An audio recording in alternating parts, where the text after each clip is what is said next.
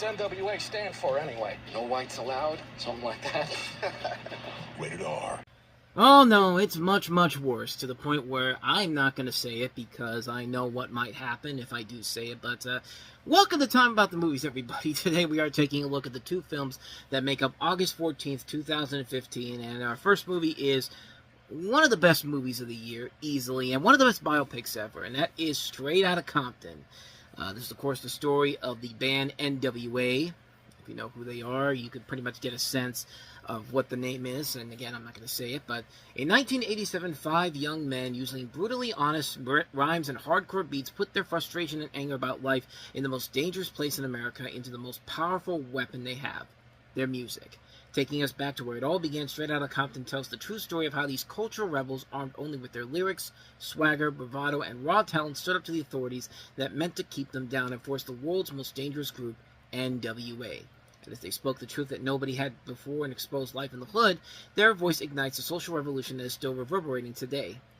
It's still very much that, even 10 years after this movie has come out, but I'm not a huge NWA fan, but I'm very aware of their music, and do really enjoy the songs that I do know. You know, Straight Outta Compton, of course, and, you know, Cruising Down the Street in My 6'4", Jockin' Them Bitches, Sweeping Them Hoes. I don't even think that's the right lyric, but you really don't need to be a big fan of this group to really appreciate this movie, because, yeah, this was one of the best biopics I've seen in a long time, and this movie works simply because of a number of different factors. One, the story of the group is fascinating to watch. It's one of those biopics where you really don't need to know much about them beforehand to get a sense of what they're trying to do, because you can still relate to the situations, especially if you're black, and because a majority of the people associated with the movie were involved with the making of it, it feels more genuine, and you can buy into it more because there is more of a believability factor to the story, because many of the people associated with the group are on board unlike most biopics. I mean, this isn't like Bohemian Rhapsody or the Michael Jackson biopic that's coming up, where, you know, they gave the go-ahead for this, but they don't want a movie that's gonna, you know, thrash the beloved Freddie Mercury or Michael Jackson. No. This one at least has the balls to do that. One of the things that really struck out about me with this movie was the casting of Ice Cube, Dr. Dre, and Eazy-E. The idea of casting Ice Cube's son, O'Shea Jackson, sounds like nepotism, but he's pretty damn good in this movie, doing a pitch-perfect Ice Cube impression, obviously because that's his dad, and showing off his ability as a good actor. I like Corey Hawkins as Dr. Dre, who's also spot on. Jason Mitchell's Eazy-E is very good, too. The other casting choices are nicely done. Aldous Hodge as MC Ren, Neil Brown Jr. as DJ Yella, Alexander Shipp as Kim Woodruff, Ice Cube's wife. Paul Giamatti was incredible as Jerry Healer, and every time he loses his shit in this movie, all you can think about is Private Parts, where he gives the funniest line in the whole movie, you know, "You are the motherfucking Antichrist," which, it doesn't sound good coming out of my mouth, but let's let Paul tell you himself. I'm struggling in there. You know what? You know what you are, Stern? You know what you are? You're the Antichrist. What? Yes, that's what you are. You are the motherfucking Antichrist. Still the best swear I've ever heard in the movie, man. I mean, Paul Giamatti, the way he says that line, the way his mouth moves is just bravo, sir, bravo. But there were some casting choices in this that I don't think worked as well as they probably should have. You got Keith Stanfield, a terrific actor, as Snoop Dogg, and he looks nothing like Snoop Dogg at all. And, you know, maybe it's just because it's me, because when I saw Snoop Dogg in this movie, I thought to myself, motherfucker, that's not Snoop Dogg at all. Like, what are you trying to cover up here? But what makes this work is that it doesn't villainize anybody that didn't need to be villainized. The people that were in the right are in the right. The people that are in the wrong are in the wrong.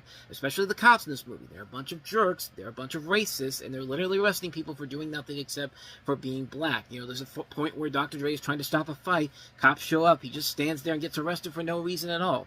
It's moments like this when you get why people hate cops sometimes. This is why just arresting people because of their race is fucked up. And okay, yeah, I know there's good cops out there that are doing what they're supposed to be doing, but then you've got jerks like the ones in this movie that over-abuse their power and the media loves to glorify, and that message still has not changed in 10 years. In fact, it's gotten worse since the recent elections, but a certain president that I'm not going to mention here. But, I mean, yeah, this has to stop. You're a cop.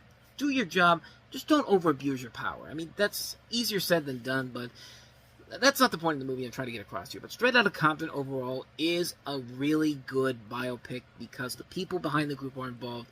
They aren't afraid to give you the cold, hard truth.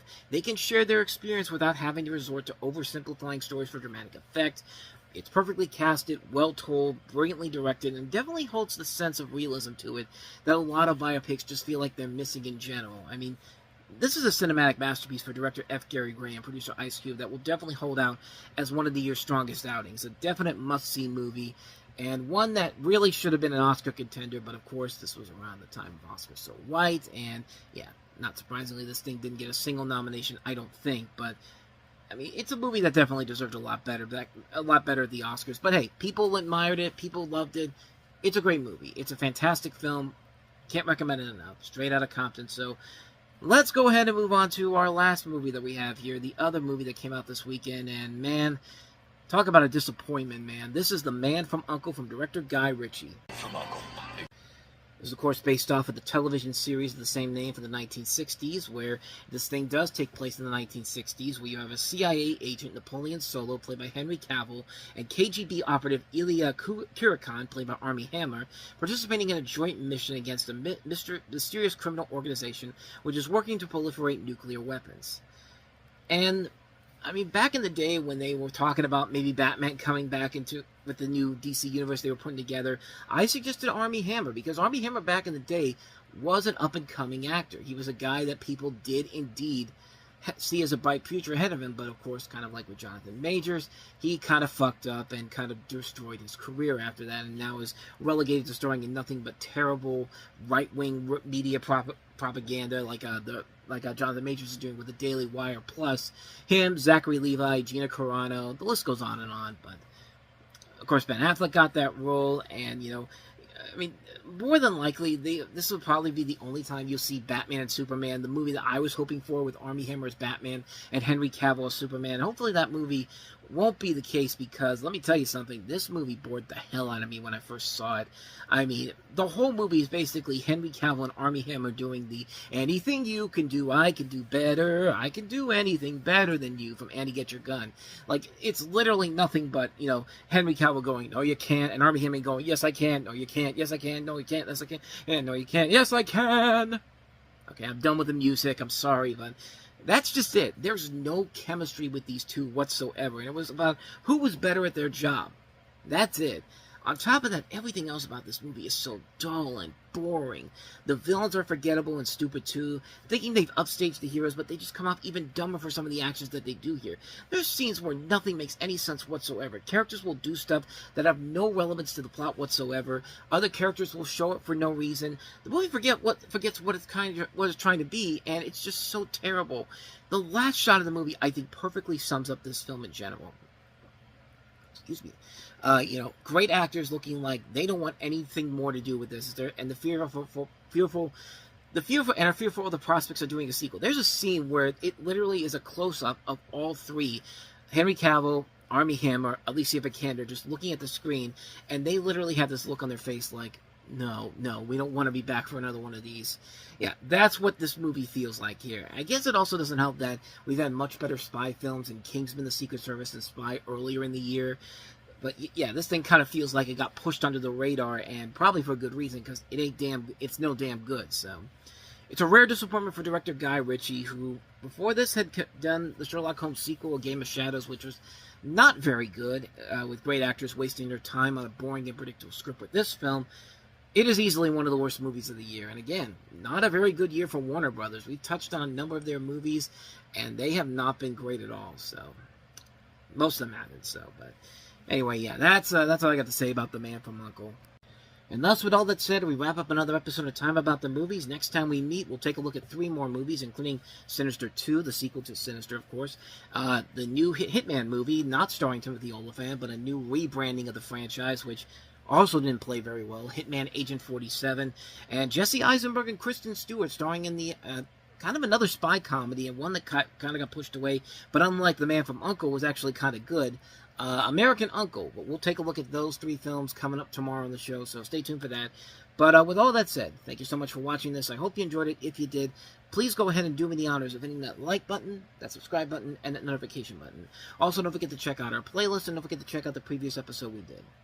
So with all that said, whether it's in the past, the present, or the future, I will see you at the movies. Take care.